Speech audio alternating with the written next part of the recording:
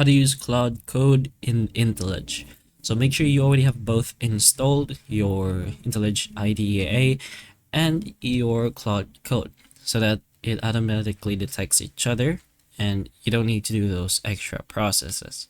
But anyways, go ahead to your Intellij and then go to your plugins. So make sure you are in your marketplace, since it's expected that you haven't installed it yet since you've just started, and then you're gonna have to search for Claude Code.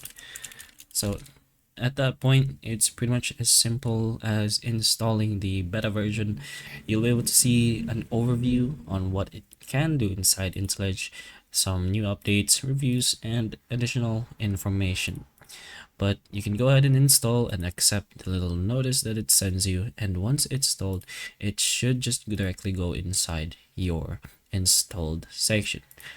So right here, make sure it is on enabled, and if it says disabled, then of course it should just be enabled already, and then that's pretty much it. You can go ahead to a new project. Maybe you have a project, but just go ahead and enter whatever project you're going for, and then find Claude Code in the top section, or you could do it by ctrl escape apparently, but again, just enter your Claude Code and it should open as a terminal, and then you could just let Claude interact with whichever kind of code you want. But that's pretty much how you could technically use Claude Code inside your Intellij. So hopefully the information of this video can help you, and if it can, please like and subscribe for more videos like this, and that's all.